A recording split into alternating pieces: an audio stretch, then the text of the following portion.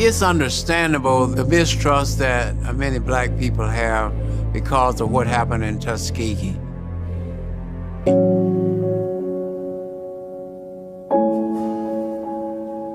I made a statement and I took this as my platform. Elect me mayor of Tuskegee, Alabama, and never again will we allow the federal government, the state government, or any other governmental body to come into Tuskegee, Alabama and take advantage of our people. That was my platform, and I meant it.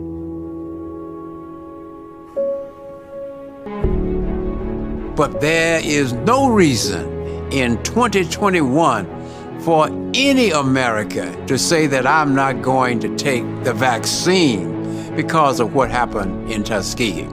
In this day and time, black scientists, black doctors are involved in the development of the vaccine. They are involved in helping to shape the public policy, which makes it possible for this vaccination program to be administered to the American people. John Lewis talked about good trouble, fighting racism, fighting hunger, fighting inadequate health care, fighting COVID. It's a war, and you have to fight it just like you would fight any other war. I'm willing to go to jail. I'm willing to die for it. I'm willing to struggle for it because it is right. The struggle goes on.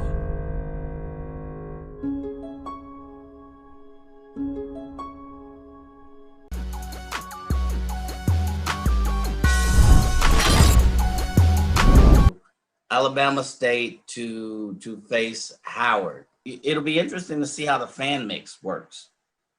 You know, how Howard's fan base responds, because has Howard been in a SWAC MEAC challenge? So I thought it was initially kind of good to introduce the Northeast part of the MEAC to the SWAC. Yeah, Howard claims to have a homecoming. They claim to have kind of a tailgate. I want to see what that looks like. Can they travel to Atlanta? I just want to say, I haven't seen much of a Howard. I've been to a Howard homecoming. I've been to Howard tailgate. I'm sorry, Howard fans. Let me repeat. It's nothing to brag on. All right. It is a one-day Aspire or BET video. That is it. So good.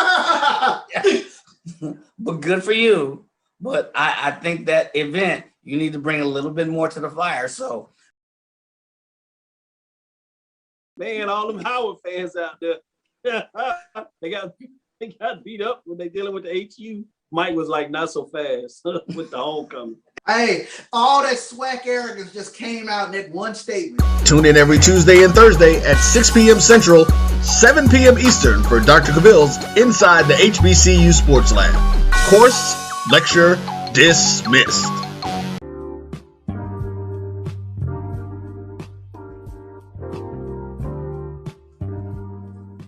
This is the BCSN Pod Zone, your place for the news, views, and conversations about all things related to HBCU athletics. Hear the BCSN Sports Wrap, Dr. Cavill's Inside the HBCU Sports Lab, Knights of the Round Table, the pregame show, the Carlos Brown Show, the ONG Strike Zone, and more in one place. We are changing the way you consume HBCU sports, one broadcast at a time.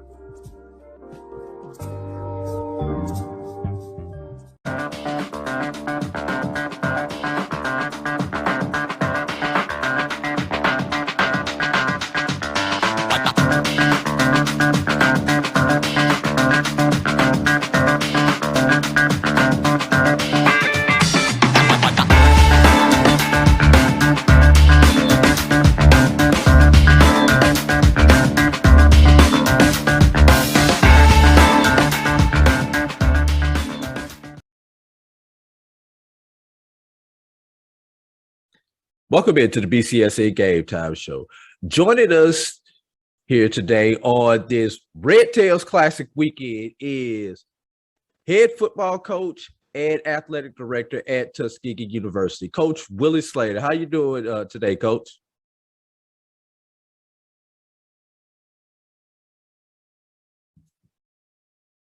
Got your volume on mute there, Coach.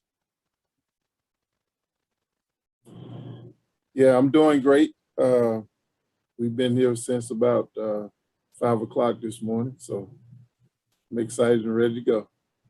All right. Now, we'll record this this interview early in the week, and we know Hurricane Ida has come through that direction, affected 3 states. Has there been any effect on your program and your preparation for the game? Well, we had to cancel practice yesterday, and then which is Monday, and then we basically had to cancel practice this morning. We did walkthroughs, but it's been raining the whole time. But I think it's going to get out of here today, so we'll be able to get back started tomorrow.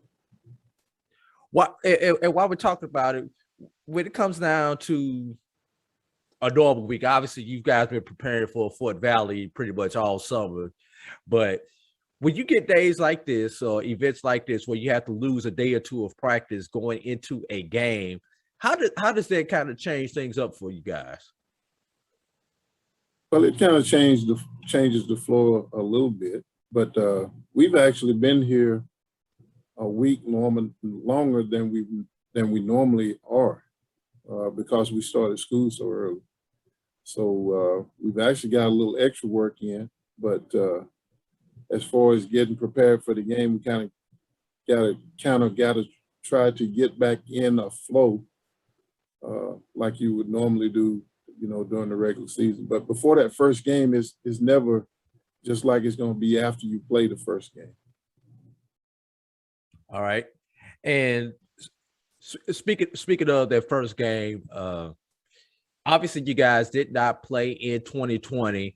And there's been a lot of roster turnover, a lot of the household names that Tuskegee fans have known for the last couple of years have gone on either due to transfers or jobs or finishing their education, decided to move on with their careers. So who are some of the new players that we can look for in the Golden Tigers uniform this year? Yeah, we are going to have some new guys. We have a couple of new inside linebackers. They're twins, about 6'4", 6'5", and playing inside linebacker. That's kind of highly unusual. But Paulon, that's their last names, Wesley and Woodley, and they look just alike. I can't ever get them right. So when one walk up, I call him Willie, and he's Wesley. And then Wesley walk up, I call him Wes. But Willie walk up, I call him Wesley, and he's not. So that's how much they look just alike. So we're excited about having those guys. They're good players. Offensively, we have our tailback back. We're excited about him. I think he's a good player. We have a new fullback that transferred from junior college. Terry Bryant, I think he's a good player. Excited about our tight ends. I think we have some good tight ends that can play. Alex Mitchell and Trey O'Neal, 2 really good players, I think. At quarterback, we're going to be really young. We have a new guy at quarterback. Bryson Williams is the guy that's ahead right now. Lewis Williams is another guy. Both of those guys are 6'4". We're excited about them. Some receivers. We have Stephen Hodges back. He'll be a senior. He's already graduated. Have a true freshman named Jamal Pritchett. I like him. I think he's a good player. So we have some good players coming back that we're excited about. Now, Coach, I'm looking at your depth chart, and I see a couple of seniors out there. Actually, one kid who I used to coach when he was in Little League, Nathan Harrison. Shout out to Nathan. Real good kid there. But I see a lot of freshmen and sophomores on the roster. Well, on the 2 deep roster. So why is Tuskegee kind of going with the younger kids, whereas a lot of universities are digging deep into the transfer portal to replenish their talent? Yeah, I guess that's their prerogative. We have some transfer players. I guess we don't have as many as some of the other schools. I don't know what schools you're talking about, but schools on our level, they're not. Well, I guess it depends. It depends on who you are and where you are and what you need. But I don't know how good we're going to be. I really don't. I know we're going to be young, but I think we're going to have a good team, though. I like this group of guys. Now, in the past, with you being a former quarterback coach, offensive coordinator, you know what the fans want to see. The fans want to see offense. So what can the fans expect to see on the offensive side from the Golden Tigers this upcoming year? They'll see offense. They want to see offenses that score, score touchdowns and put points on the board. Hopefully we're going to be able to do that. We're going to be young, though, so we're going to have to be fighting some battles here early, and hopefully we can weather the storm and get better week after week. But I think we have some potential on offense. Now, on the defensive side of the ball, new defensive coordinator this year. So what would there still be that same basic philosophy that we've seen from Tuskegee, or do we expect any changes with the new defensive coordinator coming on board? I mean, he's not the same defense coordinator that we've had the last, 14, 15 years, but he'll do some things different. I like for guys to coach in their own personality, so his defense will reflect his personality. Now, I had an opportunity to see some games over the weekend. The one thing that I noticed was the rust early in the game from players having not played for real football a lot since 2019. And then also special teams. The games that I saw over the weekend were won and lost on special teams. So if you would, talk about the rust versus rest factor, and then special teams. What can we look for on special teams from the Golden Tigers? Well, talking about special teams, I like our kicker. I think he's one of the best in the country, to be honest with you. And then I think we have a good punter in Ryan Duff. Our kicker is Arnez Uzik. I think that's how you say his last name. I just call him Arnez all the time. But he's one of the best that we've had since I've been at Tuskegee. So I'm excited about him. As far as the special teams, it's going to be interesting because we got a lot of new people playing positions and all of that stuff. So I don't know exactly how good we're going to be in special teams, but I do know that special teams is a part of the 3 things that you have to win football games. So hopefully we're going to be we're not going to lose the game because of special teams, I hope. And then the layoff factor, kids have been hitting each other for the last year and a half, almost 2 years. So the rest versus rust factor, will it be sloppy starting off? And I'm not just talking about Tuskegee. I'm just talking about football in general with teams that have been off for almost 2 years, or once the pads start popping, will that rhythm be returned to the players? I don't know what sloppy is. I just I know we've had more guys to get beat up. We've had more guys out for scrimmages than we've ever had before, and I attribute that to not being hit for a couple of years. So anytime you're out for a period of time, it's going to take you a while to get acclimated. We expect that, but we've been having good practices, so we just have to wait and see how it goes. All right, now I'm gonna ask you to put on your athletic director's hat for this portion of the interview, Coach. All right. Now, Coach Slater, athletic director Slater. One thing that a lot of fans of Tuskegee have noticed is that no playoffs this year. Took the classic route. We've got, I believe, 4 different classics on the schedule this year, including a return to the Turkey Day Classic. You know, why did Tuskegee take the route of playing more classics and to return to the Turkey Day Classic this year versus trying to get into the Division II playoffs?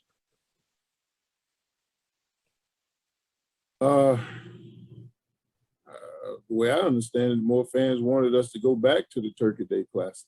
That's the complaints I've had. I've had people put notes on my cars at the beginning of the season, you know, saying really harsh things because we're not playing the Classic. So now that we're playing the Classics, people don't want to play the Classic. They want to be in the playoffs. So I don't know. I don't just I guess you do what your gut feeling is, but felt like it would be good for us to go back to the Classics. We tried the playoffs. It's tough. I mean, we were able to get in the playoffs. We were being successful in the playoffs, and then all of a sudden, it was made so that it was really difficult to get in the playoffs, so you can have success in the playoffs. So there's some things. There has been some issues out there that has kind of steered me back towards the direction of doing what's best for our program. And we need to try to catch up with everybody else out there as far as facilities and all of that stuff. The only way that you're going to do that is you're going to have to raise money to do that. So we figure we can start putting ourselves in position to make some money to upgrade our facilities and all of that stuff. We have a chance to be better. You can get that one player that makes a difference. I give an example like Alabama A&M. They have a great quarterback. I mean, he's probably going to play pro football. They got it to come to Alabama A&M. Why can't Tuskegee get somebody to come to Tuskegee that way? The only way we're going to do it, though, we got to have something similar to what they're leaving from to come here. You was talking about the port and all of that stuff. If they're going to transfer from the University of Alabama, they want to go somewhere that looks similar to the University of Alabama. They don't want to go where they don't have any kind of facilities. So that's what we're looking at. And I think we're getting behind, to be honest with you, because we don't have the facilities. So we're trying to put forth an effort to encourage, to help us get a new facility and help us to catch up with everybody else. Now, this Red Tails Classic that you are playing this weekend, talk about that Classic and the significance of the Classic, especially when you consider the history of Tuskegee University, the Tuskegee Airmen, and General Chappie James, and just the Red Tails aura that surrounds this university. Yeah, I mean, if you come in my office, one of the first things you see is I have a sign over there with the like the movie about the Red Tails, and that has kind of blown me away as a person to realize, and I never realized this because I didn't know. Honest with you, I grew up in the state of Alabama, really didn't know that much about Tuskegee and its history, but since I've been here, I've learned a lot about Tuskegee and its history. And one of the things that really sticks out in my mind is what has been done as far as the Tuskegee Airmen. I think that is just outstanding. Because me being a Black man understands that Black people have sense. We've always had sense. My dad didn't finish college, but I think he's one of the most intelligent men that ever lived, in my opinion. So just to know that those men could to operate those vehicles and do what they did, it's no surprise to me, because I've always known we had the ability to do that, but them to have the ability to do it and have the facilities to do it, and I just think that's outstanding. So one of the things that we want to do is we want to recognize that. We want to recognize that in every way that we can possibly recognize it, because I think they deserve it. And so that's why we're excited about the Red Tails. That actually came, that suggestion came from another person. He's deceased now, but he used to work with Lionel Richie and his crew. But I can't think of his name. That's why I keep going round and round. But he was the one that mentioned that to me first. Said, you got to come up with a Red Tails classic.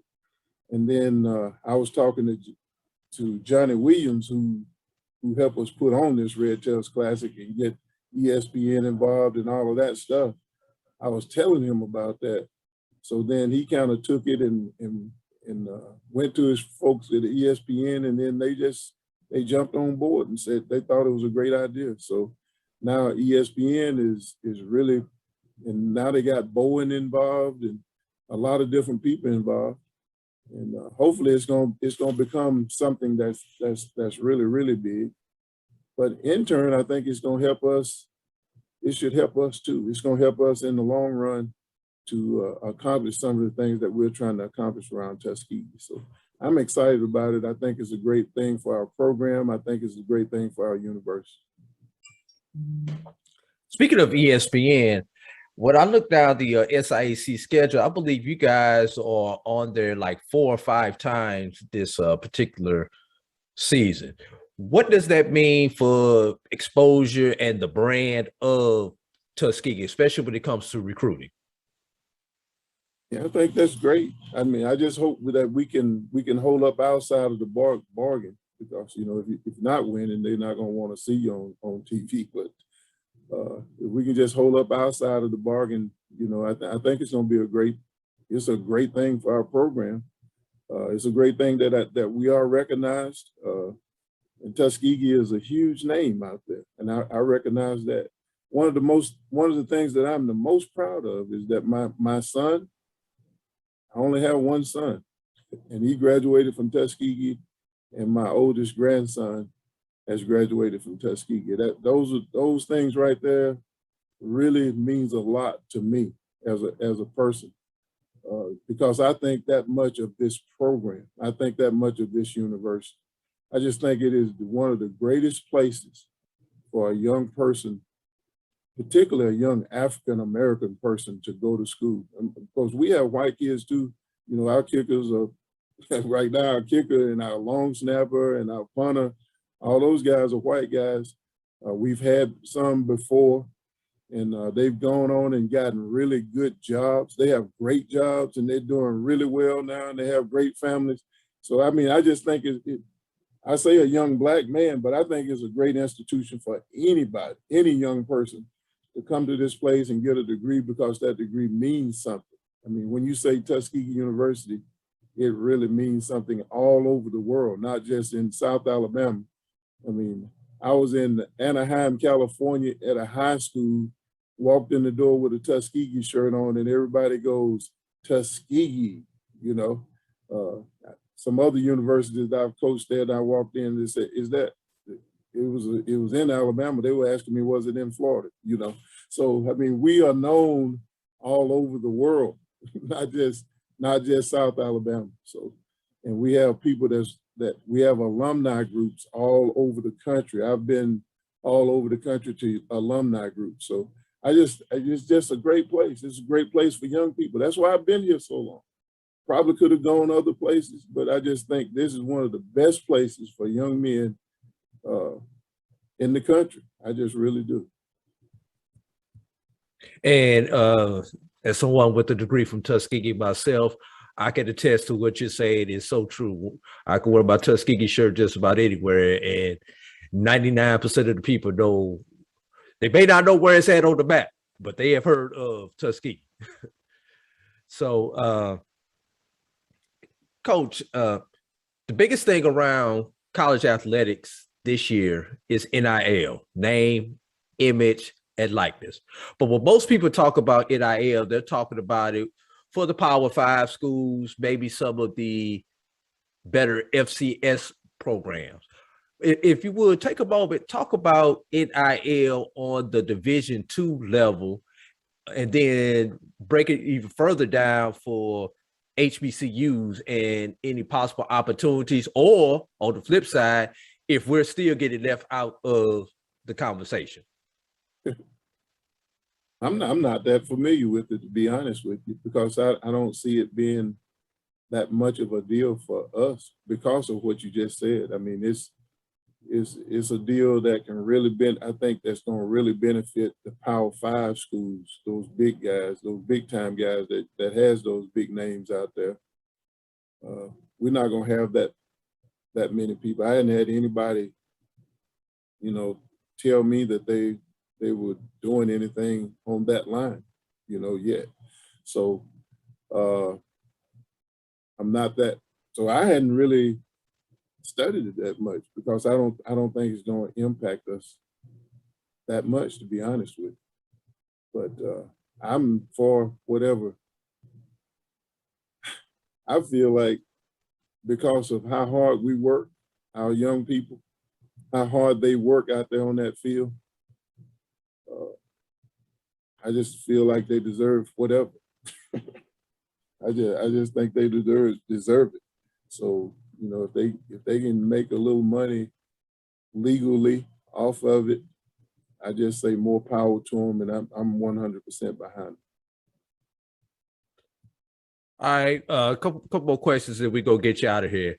Got some changes going on there, personnel-wise, throughout the athletic department. Hired a new SID and a new volleyball coach within the last couple of weeks. Still have not named a permanent softball coach after a friend of yours and mine passed away. Coach Edward Carvin passed away a couple of years ago. So just kind of talk about the different changes that are going on with the personnel there at Tuskegee University. Yeah, we lost those positions. I mean, we didn't just lose those positions. So, I mean, those positions was lost right before COVID hit. And then, and we never filled those positions. And I can't really talk about why, but they wasn't filled. So we're trying to catch up and trying to make sure we get back on track to where we need to be as an athletic program. Honestly, we're behind. So we gotta catch up and do whatever it takes to get those positions filled. And we're currently working on that. That's all I can say. All right, Coach. Any last things that you want to say to the Golden Tiger alumni, faithful fans going into this game? Well, we're excited about this game. I mean, we just, I promise you we're going to play hard. I promise you we're going to represent you well, and hopefully we'll come out of this thing with the win. But it's not going to be easy for us because we've been off a long time. They actually have an advantage because they did play in the spring. But I'm excited about our kids. I'm excited about seeing them play. I just can't wait to see them play. All right, and there you have it. Coach Willie Slater, 2006, correct me if I'm wrong, Coach, 2006, since you've been there? Started in January 17th, 2006. 2006, so he long time coach at Tuskegee University, over 100 wins there at the university, and a couple of national championships since he's been there also. Try to repeat the greatness of Tuskegee once again. Coach Willie Slater, we thank you for joining us here today on the BCSN Game Time show. Good luck and God bless, Coach. Thank you. The inaugural Boeing Red Tails Classic is personal to me. It's more than a matchup between Tuskegee University and Fort Valley State University. My beloved father, Colonel Lawrence E. Roberts, was a proud member of the Tuskegee Airmen. 922 brave pilots, also known as the Red Tails, fought in World War II.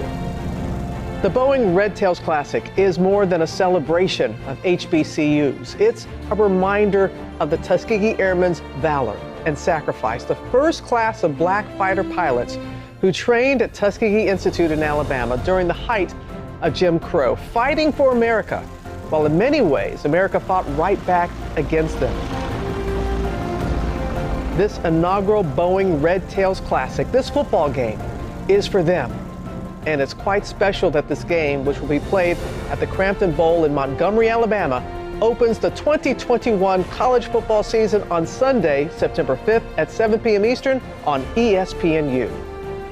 When you watch this game, please remember its larger meaning, that it's for a group who advocated for themselves while still facing prejudice and discrimination in the segregated Army.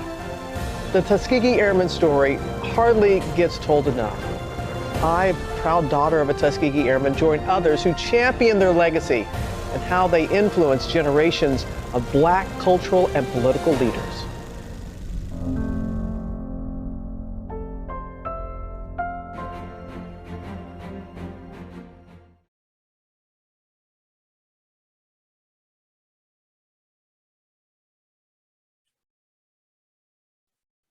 Welcome into the BCSN Gametime show. Joining us for this segment is Athletic Director for Fort Valley State University, and I knew him as Coach Holliman when I first met him. I used to call him Mr. Holliman when I worked. Well, we worked on campus at the same time. Now he is Dr. Anthony Holliman, Athletic Director for Fort Valley State University. Dr. Holliman, how are you doing today? Good morning, AD, and thank you for having me. I know we go back a long ways, and I've seen you doing things with the young people in Tuskegee, coaching their baseball, developing, good young men, to working on campus, to the work you're doing now. And so I'm proud to call you a friend. I appreciate you, and I appreciate you taking my phone calls and texts every now and then when I shoot them to you when you're not so busy being athletic director. So with that being said, let's start off with the obvious.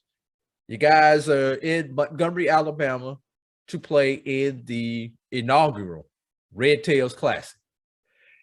So what does this game mean to your university? Playing it is this inaugural one? And then I'll need you to take it a step further, since you worked at Tuskegee for a period of time. What does it mean to you personally to participate in this game against your former institution? AD, it's an exciting time for our university and our athletic program to get to be a part of the inaugural Red Tails Classic. When Coach Slater called me about potentially playing a game against Tuskegee, that was exciting in itself. But when it morphed into a Red Tails Classic, that'll be a ESPN game, that elevated it. And historically, the Red Tail was very significant to Tuskegee, to African Americans all over the world.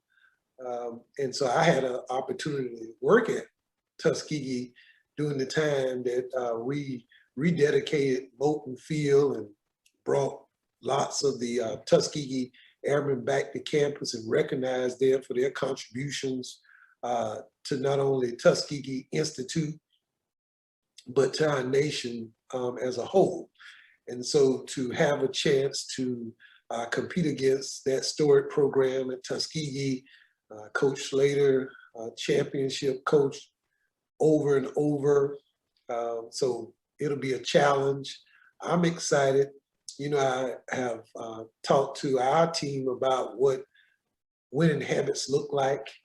And, Tuskegee is a great example of that. And having a chance to have worked at Tuskegee for 5 years, serving as athletic director in 2009, when we won the SIAC championship and the Pioneer Bowl.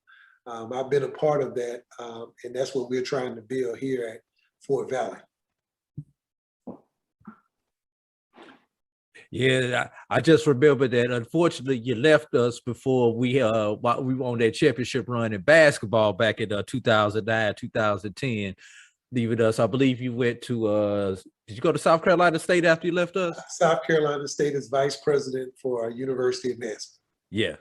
So you missed that ring when I was on the bench with Douglas, but I ain't gonna hold that against you, my brother. But speaking of, you've been in every HBCU conference that we have except for one. Haven't been in the GCAC, but you spent time in the SWAC at Jackson State.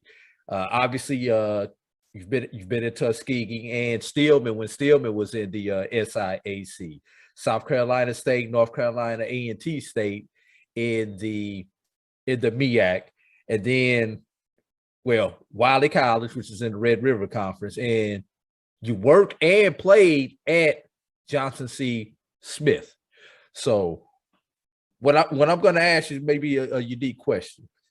Having been in all these different conferences, give us some of the differences between, these different conferences, be it culturally, be it fan base, be it experience. What were some of the major differences that you saw between the different conferences? Because the MEAC and the CIAA are known as basketball conferences, the SIAC and the SWAC are known as football conferences. And so, I think that's one of the interesting dynamics. As a player at Johnson C. Smith, Coach Flowers and I were teammates. And, I thought we had pretty good talent, but we never put it together in the form of wins. And our basketball team was a championship level program. And, during that time, you had great players at Virginia Union, North Carolina Central. Central won a national championship. Virginia Union won a national championship. And so they are rightfully basketball conferences. Now, of course, during my playing time, the CIAA had Ben Coates, who went on to a long career in the NFL. Yancey Thigpen had a great career. Robert Massey had a great career. So having a chance to play against those type of players, was the highlight of my career. Then, you move over to the MEAC.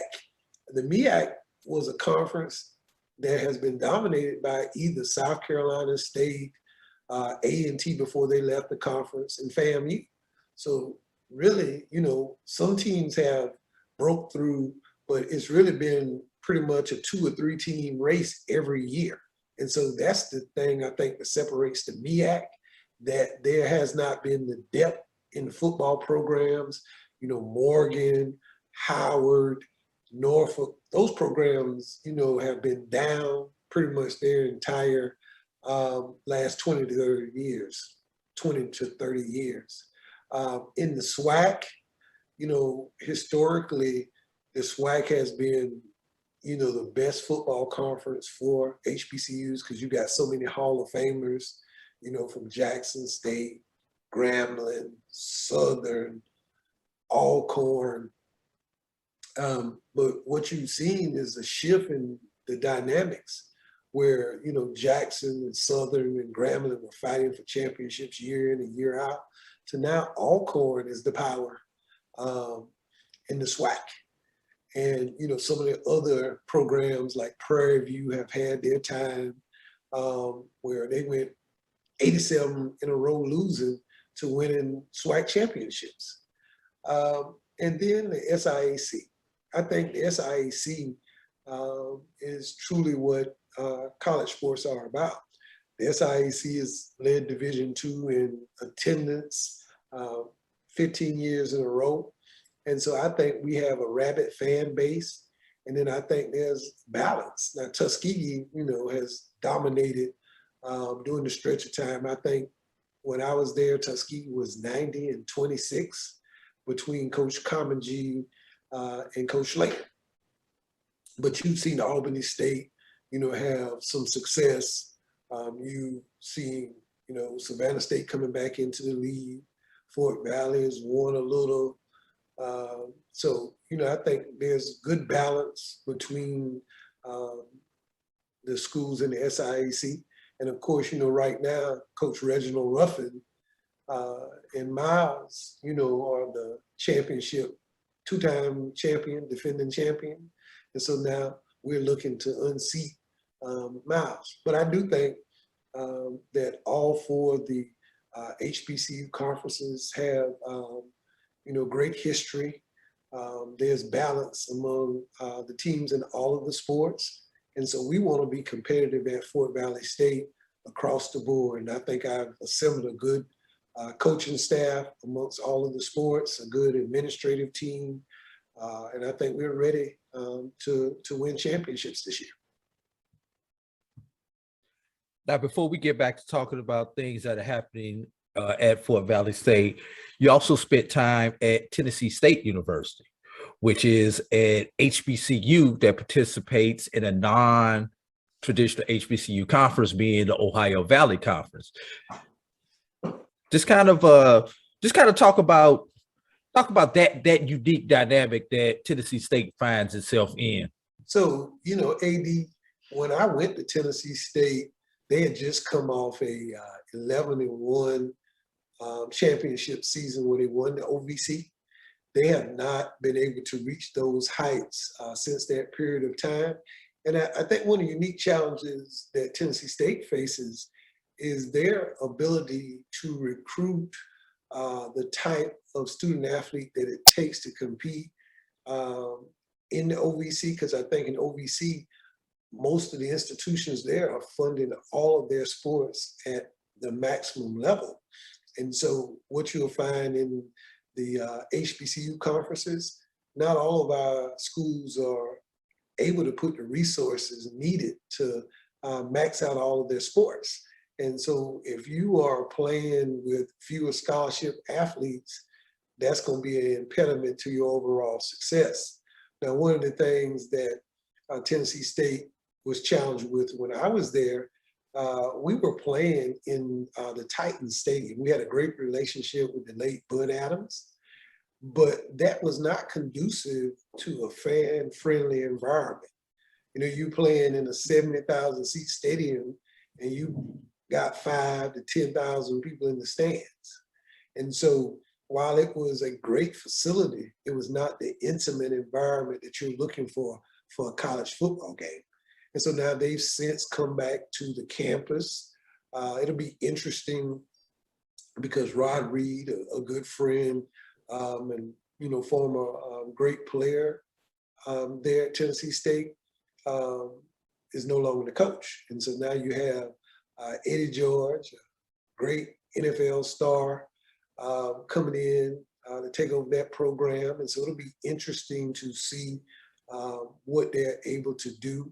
I know he and Coach Prime will battle in Memphis, in a couple of weeks. And so they'll be fighting for supremacy of the former NFL legends who are walking the HBCU sidelines. Now let's get back to the institution that you're at now. Got a lot of exciting things been happening at Fort Valley since you've become athletic director. Even add a new sport, men's volleyball there at Fort Valley. So just kind of talk about some of the non-football related activities that you guys have going on there at Fort Valley. So, AD, you mentioned men's volleyball. Men's volleyball is the second fastest growing sport for boys in the United States. And so we were attracted to adding that sport or looking to add that sport based on their ability to be successful. I think the maximum number of scholarships is 4.5. And so Division I and Division II play their championships together. So you could actually be on a national platform and you would be able to do it in a manner that would fit our financial resources. And so I work with Commissioner Greg Moore, our President's Council, to explore adding the sport. and I had the good fortune of serving as chair of the committee. And so we worked with Wade Gerard and the First Point Volleyball Foundation, along with Coach John Sparrow, who is the U.S. Olympic team coach, as well as the head coach of UCLA Bruins. And, you know, they worked with us to secure $1 million funding that was divided among the 6 institutions who added the sport. And so that was Fort Valley, Morehouse, Central State, Kentucky State, Benedict, and initially Payne College.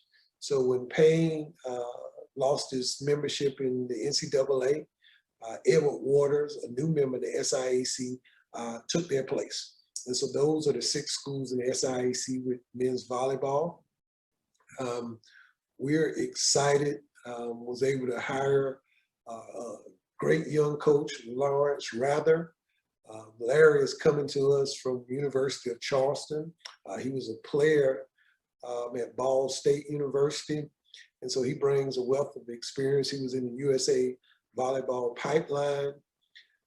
And so we've spent the last year and a half recruiting nationally for the best players that we could find to help us in our inaugural season. And so I'm really excited, AD. We will be hosting UCLA on our campus. They're going to come here the week of March 21st, 2022, and spend 5 days on our campus. We're going to play them, as well as Morehouse will play them. But more importantly, they will help us bring some awareness to the sport to help more young people look at it as a potential opportunity to get involved and start playing with opportunities at not only our institutions, but institutions around the country. So really excited for that. Then on the other end, AD, we have undergone some renovations to our facilities. So we have put down a new surface for our track, and you know, it was much needed. We had not been able to host meets on our campus in several years. And now we're in the process of completing a project to add field turf. And so we will go up against the wire before that project is done, but we expect to have it done the week of September 11th. And we host Lane College on September 18th. So the upgrade to our facilities will, you know, kind of be icing on the cake, because, you know, we think we have a great stadium, but now we'll have a surface that will allow us to compete at a high level. It'll allow us to actually be able to practice in an environment that's safer. It'll allow us to get on the practice field under the lights in the morning so our kids can go to class, you know, because we want them to be students first. And so we're just excited about the progress that we're making in the athletic department at Fort Valley. In addition, I also incorporated Athletic Association, the Fort Valley State Athletic Association, and I'm modeling it at the Tuna, which I serve as executive director of at Tuskegee. And so, you know, we know that we need to develop the resources to support our programs. And so we're excited to partner with our alums and friends to develop the necessary resources to build championship level programs across the board. Yeah, I'm very familiar with your work you did with Tuskegee University National Advancement, or TUNA, as we called it for Tuskegee. So if you're bringing that program to Fort Valley, watch out, Wildcat fans, and watch out the rest of the SIAC, because that's going to be the funding that you need to do a lot of the different projects that you have going on around there. Now, got to ask you this personal question. I want to call you coach so bad, but I'm trying to respect your title and call you doctor while we're on the air. Now, you and I, when we really dealt with each other on campus, it was around the sport of baseball. Fort Valley currently does not play baseball, but we know what baseball means to the African American community, especially when you go all the way back to the Negro Leagues and things like that. That was our sport before basketball and football became our sport.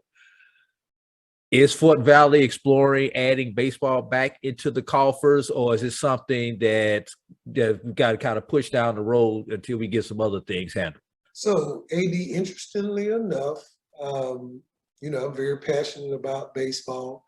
I've had a chance to spend some time of recent with Marquise Grissom. Marquise is a Florida A&M grad and a great former Atlanta Brave world champion who actually runs a baseball league in Atlanta with over 500 African-American players. And so, I'm going to bring Marquise to one of our AD council meetings. I actually serve as the chair of the SIAC AD's Council, and really want to look at our institutions and Fort Valley in particular about the ability to add baseball as a sport, because, we can see the dearth of African Americans playing professional baseball, and they are not playing professional baseball because they're not playing high school and little league and college baseball. And so we want to consider looking at how adding that sport would impact us from a Title IX perspective, but looking at it that it would be a sport that we could add.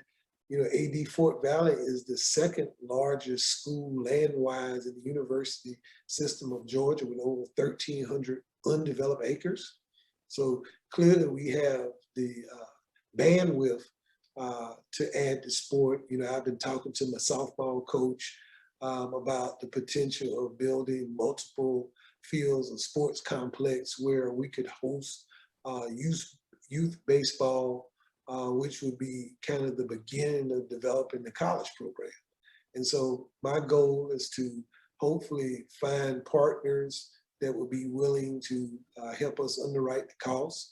I actually had a chance on Friday night to spend some time with the chairman of the Atlanta Braves, Terry McGirt, a very nice gentleman who I think does have an interest in seeing the sport grow within the African-American community. So hopefully we'll be able to leverage some of those relationships to bring baseball back, because I do have a passionate alumni base who remembers when Fort Valley was a major baseball power.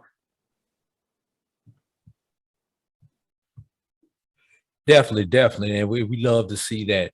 Now, adding all these sports, kind of talk about the relationship between athletics and academics as far as the overall mission of the university. When you're adding sports, you're adding kids, which most universities always want to add kids to their enrollment. So kind of just talk about the relationship of how athletics and the rest of the university work together in that mission. So AD Fort Valley has 315 athletes across 12 sports. And our overall student enrollment is just a little under 3,000. So we make up about 10% of the student population at Fort Valley State University. And so athletics is a significant part of the institution. It's one of the ways that you gain great visibility.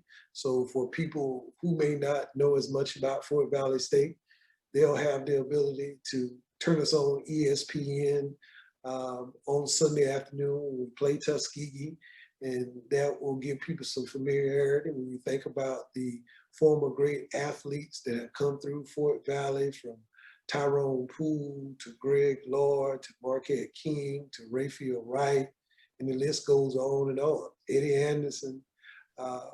We have a rich tradition athletically, but we want to develop young men and women who will be great contributors to our society. And we think athletics gives you a foundation because it gives you a level of toughness, commitment, work ethic, all the things that you need to be successful.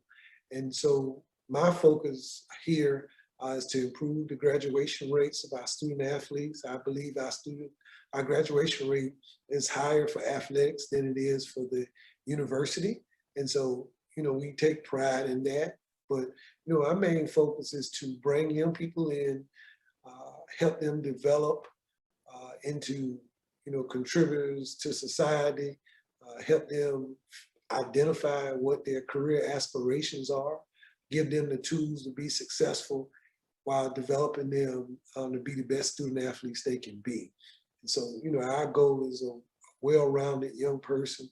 I'm thankful for the experiences I had as a student athlete at Johnson C. Smith University. It helped shape me into the person that I am today. And I think it's reflective. My head football coach, Maurice Flowers, is a Johnson C. Smith graduate, as well as my basketball coach, Mark Sherrill. So, really proud of those guys and the work they're doing here at Fort Valley and the work they did to establish themselves professionally before coming here. All right, we're gonna get you out of here on this one, Doc. Give that last words you want to get out to your alumni, your fans, your students, anything you want to get out for your last comments. And when you get done with that, tell everybody how they can follow Fort Valley, find Fort Valley, and most importantly, how they can send you a check. So, AD, I'm excited for the 2021 fall sports season. Football is a sport we're all passionate about. I know that the last year plus has been difficult with the pandemic, but we're going to get this season kicked off, and we want to do it safely. So I encourage everyone to mask up, get your Fort Valley State mask, come out, support us Sunday afternoon. If you can't be there, tune in on ESPNU. It's a 6 p.m. Central kickoff. We're excited for the competition. We believe that we are one of the better teams in the league. And so if you want to win a championship, it typically goes through Tuskegee. And so, we're going to be prepared. And then, Fort Valley State University, you can go to our athletic website, www.fvsusports.com, for the latest and greatest about our programs.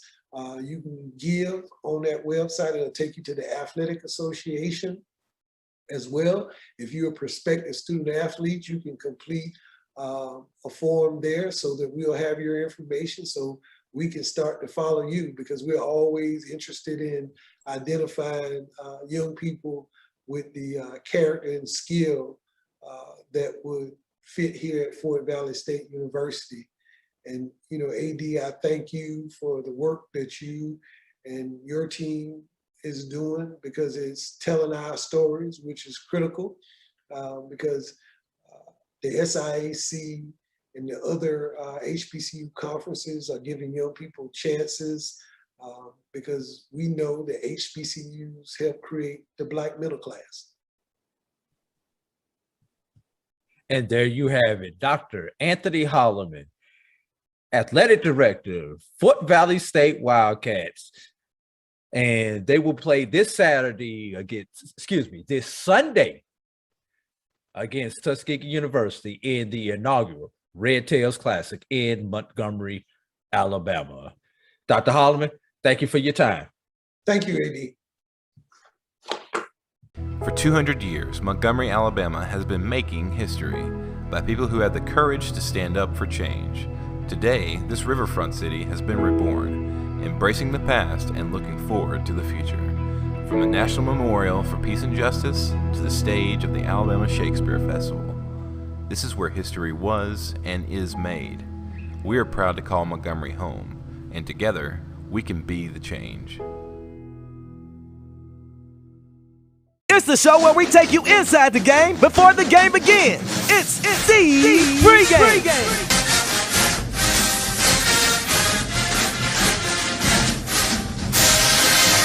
With your host, Charles Bishop and Neely. So get ready because we pregame harder than the other show's party. It's the pregame.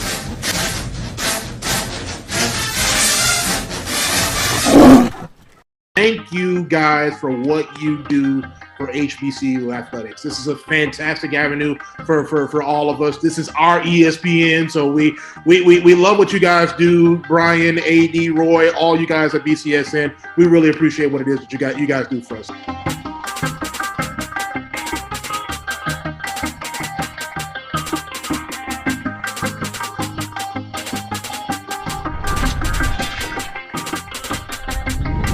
You're looking for the latest information on Southern University sports, the Southwestern Athletic Conference, and HBCU athletics. There's only one place to go. Tune in to the Carlos Brown Show, exclusively on the Black College Sports Network.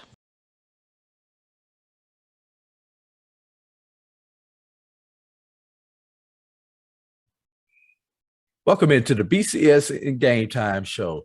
Joining us here today is Coach Maurice Flowers of Fort Valley State University. And well, first of all, Coach, before I even get into anything, how you doing? How's everything going for you? As they say, everything is good in the valley. Everything's good in the valley. Yes. Now, Coach, you've been on campus about 18 months or so, give or take, and have yet to coach a football game. Tell me how that is, being on campus for so long, because if you're like any other coach, I've spent my fair share of time coaching, you kind of get antsy when you go that long without actually getting into your craft.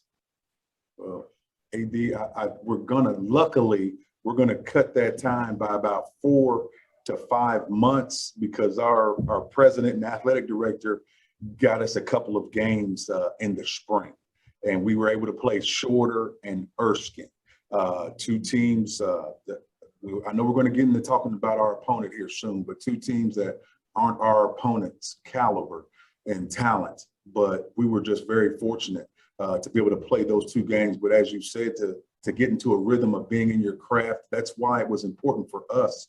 The difference with us at Fort Valley State and with me being hired was I was hired, but I felt like after being here for a year and almost a year and a half that it was very important for us to play football games. And our administration felt the same thing. We're new head coach, new offensive coordinator, new defensive coordinator, new staff. It was just vital for us to be able to play those games to get ready for these big challenges that we have coming up in the SIAC. Now let's go back to those games that you played in the spring. Did you treat that as normal spring practice, and then those games that you had were just what you would have done when you normally would have had your spring scrimmages? Or did you approach those as a regular game? We're going through game week with our Monday routine, our Tuesday routine, et cetera, et cetera. How did you approach the spring? Great question, AD. We went through it as a normal game because, as I said, we've been on campus and we got a chance to know our guys, but the only thing we hadn't done was been through actual games. And so it was very important for us to go through a game week, game preparation. So we did treat them as real ball games. We did have, as you just said, a regular Monday game week, Tuesday, and so on throughout the week. And so we did not approach them as spring practices. We did not approach them as scrimmages, as there are some other people that played in the spring that called them scrimmages and they weren't filmed and things, but we approached them as real games, and we were able to go through the ups and downs and the ebb and flows of a game, being up, being down, and having the officials, the clocks, going through the adrenaline rush that a game brings, and also seeing our guys in action, and also being able to develop some quality depth, and also giving guys an opportunity to show their gifts and talents and how they can contribute to the Wildcat football program. Now, you say you approached it as a game, but we know, quote unquote, these games did not count, even though if there's a clock on the field and stripes on the field, the games count. Yes, but I asked you that to find out, did you play your ones the entire time, or did you go maybe a little bit deeper into your roster and maybe get some of your 2s and 3s some extra playing time this spring? AD, we played them as ball games. We had but we did have some of our players that we did hold out. Our starting left tackle and left guard, we held out as precaution. Our tailback transfer that was Rookie of the Year in the CIAA, Emmanuel Wilson, we held him out. And then on defense, all SIAC defensive end, Siri Patterson, we held him out as a precaution. And one of our linebackers we held out as a precaution also, one of our starting linebackers, Matt Bush. So we were without, I would say, projected 5 or 6 starters that we did not play in the spring, but it really gave us an opportunity, as I said, to develop some quality depth and also to let some other guys just get out there and get after it. Now, for the past couple of years before you got to Fort Valley, they had a quarterback by the name of Slade Jarman, and Slade Jarman, fairly good quarterback, one of the top ones in the SIAC, and arguably, if he does not get injured in 2019, Fort Valley is in the championship game instead of Albany State. So, with that being the background, what about the quarterback situation now with Jarman being gone? Well, Slade still comes around. Slade is actually getting ready to go overseas to play in a professional league overseas. Still a great relationship with the program. He's a graduate, has his degree. But Slade, he was the 2019 SIAC Offensive Player of the Year. As a matter of fact, Fort Valley State had the Defensive Player of the Year and Demetrius Harris and the Offensive Player of the Year. But in replacing Slade, it's a big task.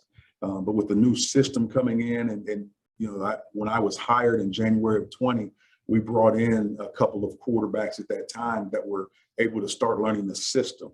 And we also had a good recruiting class of quarterbacks that we brought in that came in the fall of 20.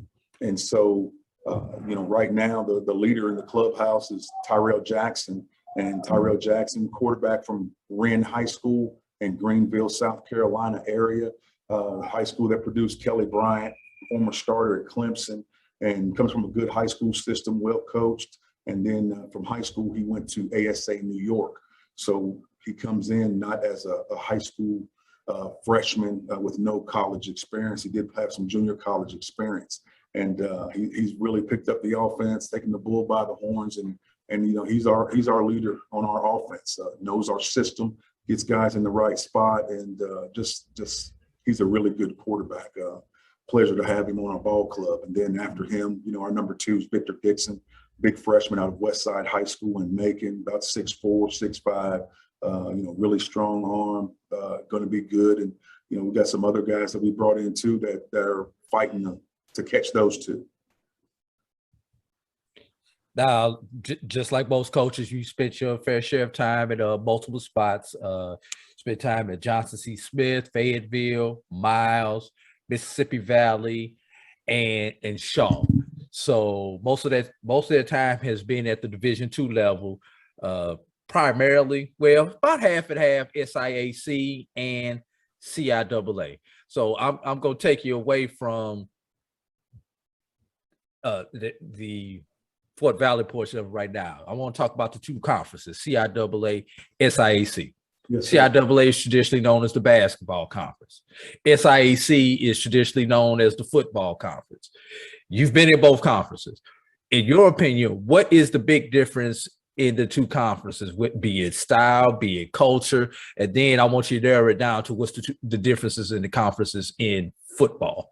Okay, as far as styles, I'd say the CIAA plays a more wide open style, spread offense type, where the SIAC plays a more physical brand of football.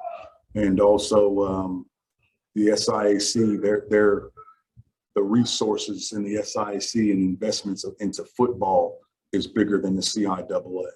You look at the facilities in the SIAC, the weight rooms, the stadiums, those types of things. The SIAC is ahead of the CIAA. But 2 very good football conferences. Been fortunate enough to be in both, and say I was at Johnson C. Smith coming out as a high school head coach and taking some teams to some state championship games and some good places in North and South Carolina, and then going back to my alma mater at Johnson C. Smith in 10 and 11, and was working to help change the program and change the culture there, and then moved to Shaw University with the new head coach, Robert Massey, former NFL player, was his offensive coordinator for a couple of years. But also I'll go back to the Johnson C. Smith years. In 2011, as offensive coordinator at Johnson C. Smith, is really one of my first times coaching against SIAC schools. And that was against Miles College and Reggie Ruffin at the Pioneer Bowl in Columbus, Georgia. And Johnson C. Smith, we were fortunate to come up with a win against Miles, who was coming off of Coach Ruffin's first year, coming off of a SIAC championship. And just really to see the preparation and the athletes and how well coached his team was really, let me know that the SIAC was very, very, very strong. And then to go to Shaw University in 12 and 13 and still mix it up with some SIAC schools. And as you mentioned, then I had the opportunity to go work with Coach Ruffin as his offensive coordinator. And we won a SIAC championship in 2015. And then I was also there in 16 with him and spent a short amount of time. Most of my time is on the Division II level, but I spent some time at Campbell University on Mike Minter's staff on the FCS level as quarterback coach, and then moved on to Fayetteville State and then the CIAA. And then that time at Fayetteville State, invaluable. Coach Richard Hayes, Bill Hayes, Hall of Famer Bill Hayes' nephew, Winston-Salem State and A&T. Coach Hayes, who was the head coach at Fayetteville State, outstanding program.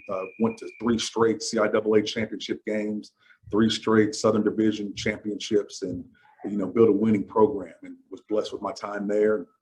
Spent a year at Mississippi Valley State in 18, and that's where I first met Slade Jarman. He was just leaving to transfer to Fort Valley State, and good time at Mississippi Valley State, and then coming back to Fayetteville State in 2019, and just continue building on that championship program and looking to do the same at Fort Valley.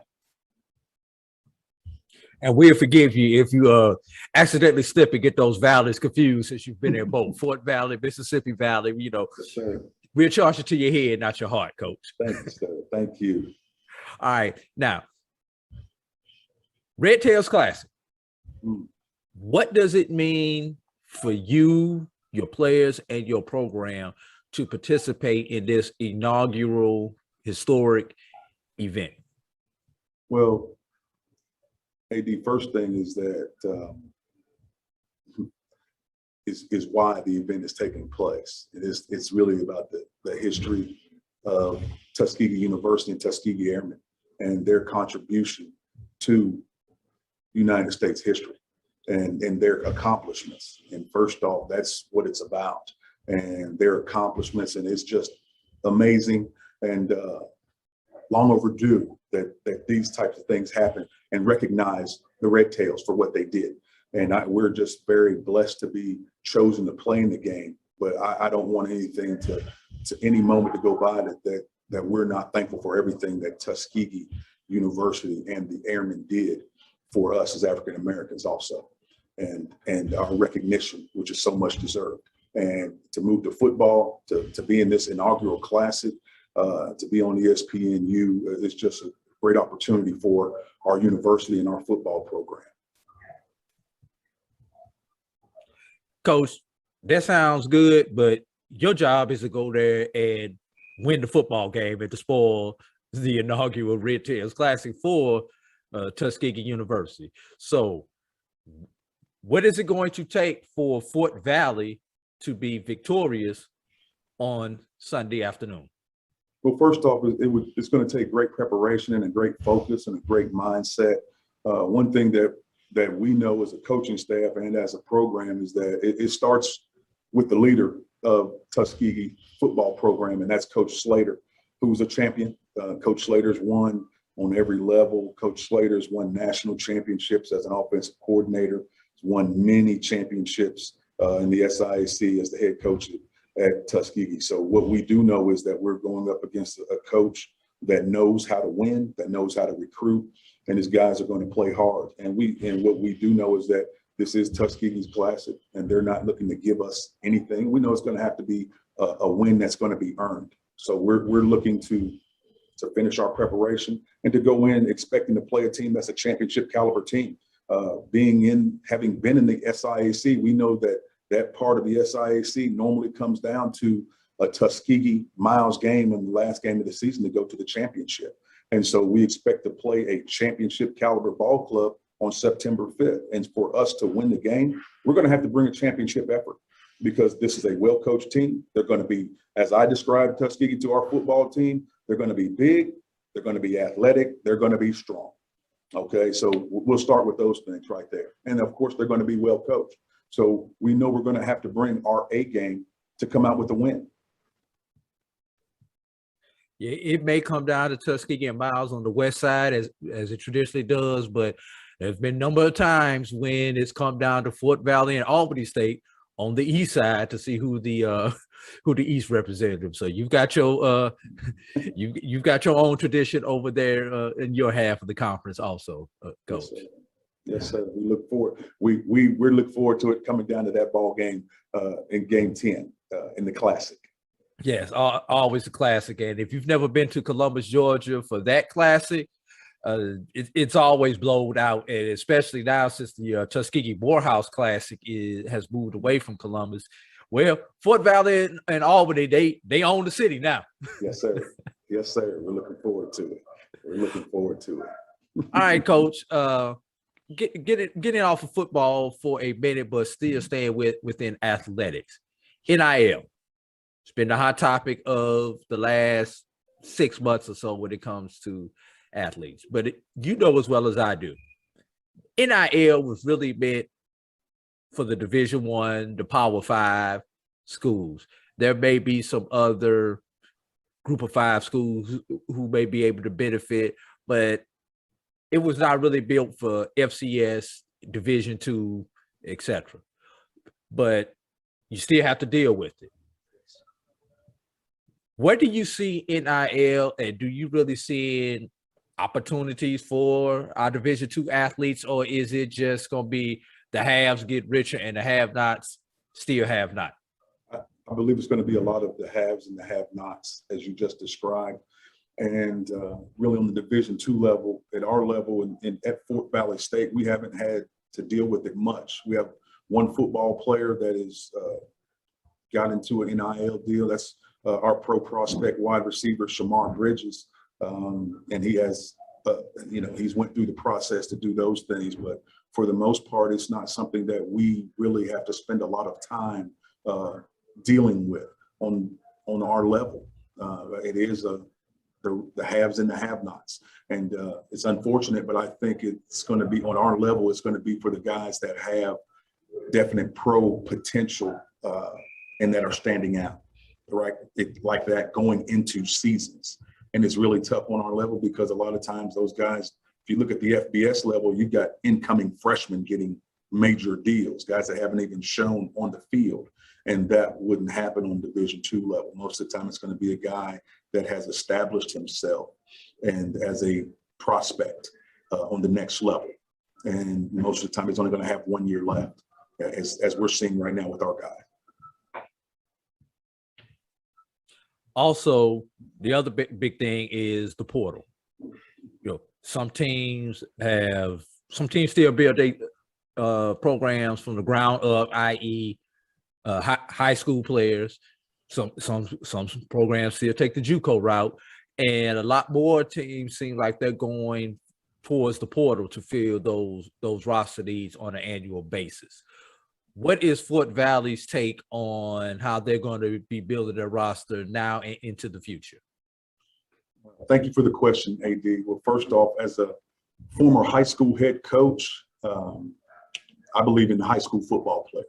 And we're going to always recruit the high school football player first and foremost, because we're looking to build a program and not a team per se that's going to be all or nothing for a year or two. And sometimes that's what you do when you go and you get you build your roster mainly with transfers and drop downs that are coming from the portal.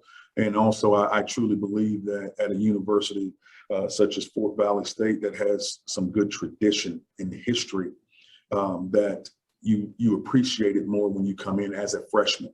A lot of time, guys that are there to your program for 1 year, 2 year, don't learn the traditions and appreciate what it means to be at a historically Black college or university. And also, staying with the portal question, AD, is that a lot of the young men that reached out to Fort Valley State or that we recruited from the portal were young men from PWIs, public white institutions, that were looking to go to an HBCU. And I think that's a great thing, that they see that HBCUs do have quality programs and coaches that can help them get their goals of graduating and possibly getting an opportunity at the next level. So those are, but our main take is we're going to go with high school players, and we're not saying we don't recruit for the portals. We do have some transfers of our own. We do, and we will search them out, but it has to be the right fit. And but again, as the head coach, we won't start with and build our program solely around transfers from the portal, but we definitely will take them though. You know, sitting there and listening to your explanation made me think of a follow-up question. What about the players that go the other way? They spend time at your university, they spend a year, they spend 2 years, and for whatever reason, don't feel that the marriage is working correctly, and then they exercise their option to go to the portal. How does that affect the way you have to, basically, how do you have to recruit? You know, I expect to have 20 slots open. Now I've got 25 slots now because I had 5 that I didn't count on leaving that left. You know, I knew 2 of them was gonna go, but the other 3 I wasn't counting on. So how does it change how you have to approach recruit? Because basically you still have to re-recruit your players that are on campus. Oh, yes. And AD, I'll say it starts with our coaching staff and really goes with, you hear most coaches talk about the culture that they develop within their program. And I'll say the first thing about the culture that we create at Fort Valley State is one of honesty and being upfront, and know that our players know that we're going to recruit, and we're recruiting quality ball players. And there's going to always be competition for positions. So there's nothing promised here as far as playing time, and the young men know that they're going to have to bring it every single day, because there's talented people at their position. When we recruit, we're very honest when we recruit guys, that, you know, you're going to have to compete when you come in, and this position has some guys there. And we've been fortunate that we haven't had guys that are looking to leave. In my time here, we've had one young man, and it was because he needed to get back home, that wanted to get into the portal. The young men, they want to be here, but the thing is, we try to make sure we address it up front, because sometimes guys leave because they think they may have been promised playing time, or they're not playing enough, but we try to let them know up front that you're going to have to compete. And we keep that when they get here. They're going to have to compete for playing time. They're going to have to, some guys aren't used to practicing and bringing it every day in meetings and weight room, but we try to have our standard is you're evaluated on everything. And your place on the depth chart, you determine that. And so we look at a game to help you out with this also. We look at a game being 80 plays, and we know we're going to play a guy that's going to be a 1 that's going to probably play 40 to 50 plays. Then there's going to be a guy that's going to get probably 15 to 22, and there'll be a guy that might get 5 to 8. Now, where are you going to fit in? Okay. And some guys might not like where they fit in. And what we say is that you have one college career, you have one college football career, and we want it to be successful, and a successful one for you. And so if they evaluate that and see that this isn't for them, we want to help them go another place to get the most out of their college career. So with that all being said, we're going to be ready to get you out of here on these last couple of questions, Coach. Yes, sir. Sell your program to that high school senior. Why should a high school senior choose Fort Valley? As a high school senior, you come into Fort Valley State University, you have a chance to get an outstanding education for many of our diverse academic areas. And when it comes to football, this is an institution that's not just won championships, but also give an opportunity for young men to get an opportunity to play in professional leagues. You're going to come to Fort Valley State, and you're going to have an opportunity to compete for championships, period. That's the standard here. That's what's been expected. And we're going to, as far as the coaching staff, we're going to help you become a better football player and, of course, a better man, be a better husband, a better father, and contribute to society. And I'll end it with, go Wildcats. Can't get that go Wildcats yet, because now I need you to talk. Now I need you to talk to your alumni, your fans, and your supporters. Mm-hmm. Give them that last message before we get out of here. Well, I tell you, when it comes to our alumni, they would know that as the head football coaches, that I respect the tradition of Fort Valley State University and everything that's been done here before. This program was built by coaches that were championship level coaches and championship level players that love this university. And as the new head coach, my job is to help restore some of those traditions and the tradition of competing for championships, not every other year, not once every 5 years, but to compete for a championship every year. That's my goal. And you should see a well-disciplined football team that's going to play hard and represent Fort Valley State University in the best way possible. Any final thoughts you want to get out before we close this out, Coach? No, hey, again, thank you so much for having me. And we're excited to be a part of this inaugural classic that's special, the Red Tail Classic. And we're excited to play Tuskegee. We know that Coach Slater is going to have his guys ready to play. It's going to be a talented bunch of guys at a great venue to play, the Crampton Bowl. Last time I was in the Crampton Bowl was for a championship game in 2015. Just a great place to play, and really looking forward to it. Looking for being a good crowd and, having a good performance on ESPNU. All right, there you have it, Coach Maurice Flowers, head football coach at the Fort Valley State University. Coach Flowers, we thank you for joining us, and good luck this weekend. Thank you very much, AD. Thank you for having me. Go Wildcats. Follow the Black College Sports Network on social media at MyBCSN1, the number 1, on Facebook, Instagram, and Twitter at MyBCSN1.